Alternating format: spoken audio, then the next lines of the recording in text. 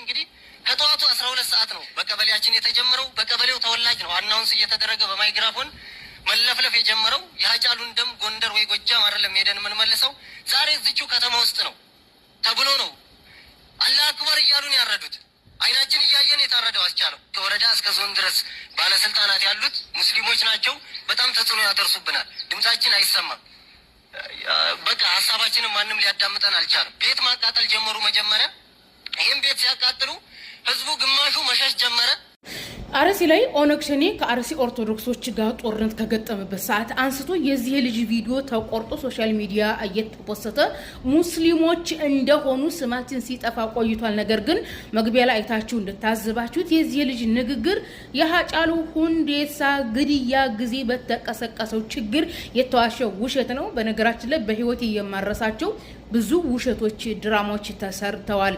ከሃጫሉ ሁንዴሳ ግድያ በኋላ በተለይ የኢትዮጵያ አርቲስቶች የተሳተፉበት እንደነ ያማን ደሳለኝ የሚባለው እንደነ አዚዛ አህመድ የተባለች ነጠላ ዘግዝቀው ቤተክርስቲያን ምን ተባለች የተባለ በጭራሽ በጣም ብዙ ተዋሽቶብናል። በነገራችን ላይ ኢትዮጵያ ላይ ኦርቶዶክስ ወገኖቻችን ከቄስ እስከ መነኩሴ ከተራ እስከ አርቲስት ነው ተያይዞ የሚዋሸው።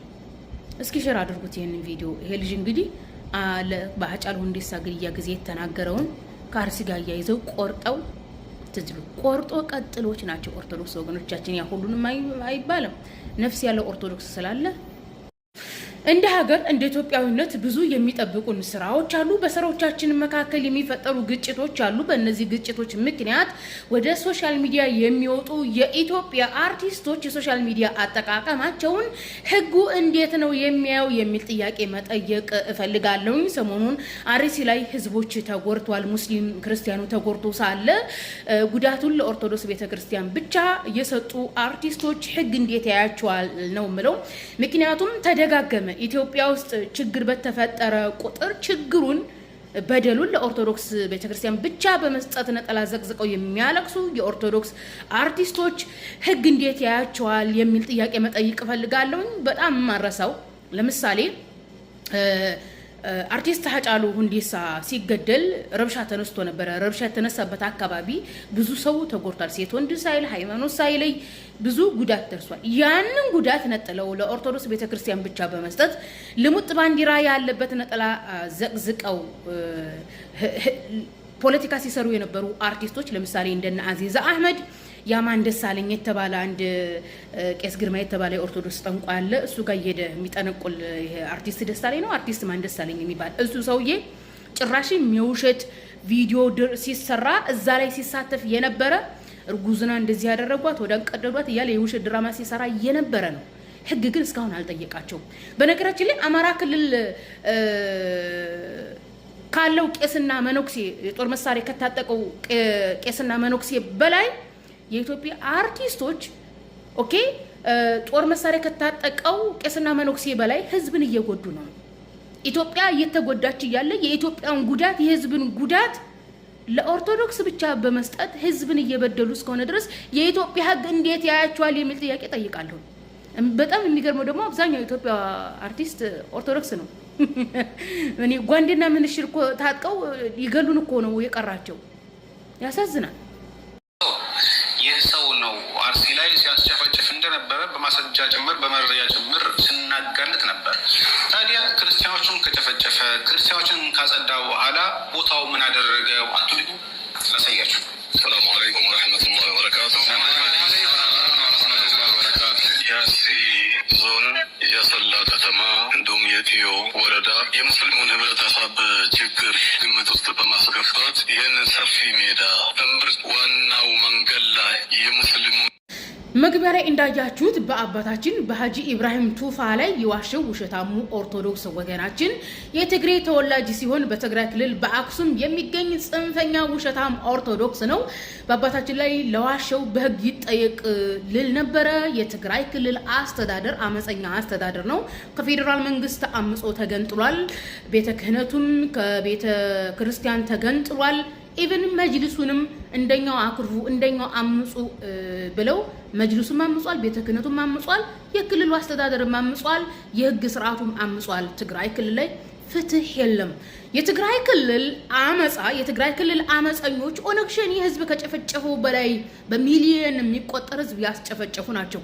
የራሳቸውን ህዝብ ከትግራይ ክልል እስከ ደብረ ሲና ድረስ ነፍጥ ይዘው ኢትዮጵያ እናስተዳድራለን ገለን አሸንፈን ኢትዮጵያ እናስተዳድራለን ብለው እስከ ሚሊዮን የሚቆጠር ህዝብ ያስጨፈጨፉ፣ ሴቶችን እየደፈሩ የበሉበት ላይ የሚጸዳዱ ፈንጅ እየቀበሩ በአፋር ክልል በወሎ አካባቢ ህዝብን የጨፈጨፉ፣ ቤተ እምነትን ያቃጠሉ፣ የእምነት መጽሐፍት ላይ የተጸዳዱ፣ ኢቭን አመፀኛ ወታደር ሰራዊት ብላችሁ ለማለት እንኳን የሚያሳፍር ሰራዊት። በነገራችን ላይ ወታደር ህዝብን ነፃ አወጣለሁ የሚል ወታደር ስነ ምግባር እንዳለው ነበር በታሪክ የምናውቀው።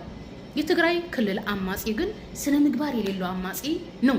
እናም የትግራይ እና የአማራ ኦርቶዶክስ ወገኖቻችን በዚህ ሰዓት በውሸት የበላይነትን ለማግኘት በመግደል የበላይነትን ለማግኘት የምትሰሩ ስራ የትም አያደርሳችሁም። ልትድኑ ይገባል። አትዋሹ የሚል መልእክት ነው ማስተላለፍላችሁ እንጂ ለምትዋሹት ውሸት መንግስት ይጠይቃችሁ አይደለም። ምክንያቱም እናንተ መንግስትን እየወጋችሁ እናንተ ያላችሁበት ክልል ላይ ንጹህ የሆነ ህግ ስርዓት ስለሌለ ማለት ነው። ሶሻል ሚዲያ ላይ መቼም አለ ሶሻል ሚዲያ እንሰጡናል።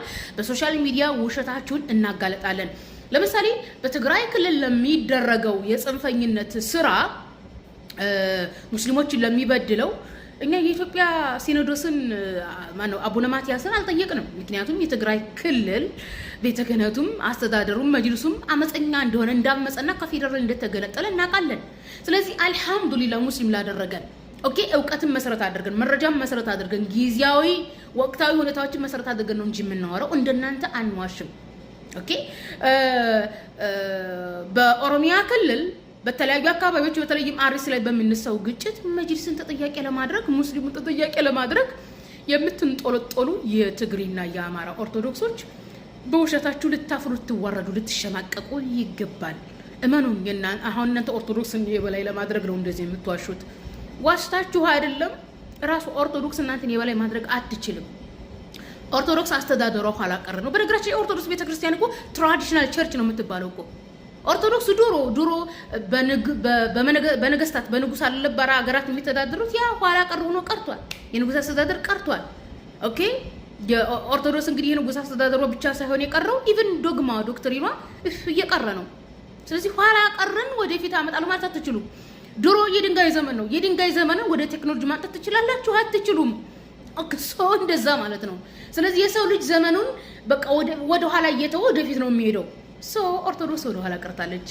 በኦርቶዶክስ ታሪክና በኦርቶዶክስ ዶክትሪን በድላችሁ ዘኑ እንጂ ዋሽታችሁ ገላችሁ ኦርቶዶክስንም ሆነ ራሳችሁን የበላይ ማድረግ አትችሉም። እኛ በአማራ ክልልና በትግራይ ክልል ትክክለኛ ህግ እንደሌለ እናውቃለን። ሶሻል ሚዲያ ላይ ውሸታችንን እናጋልጣለን።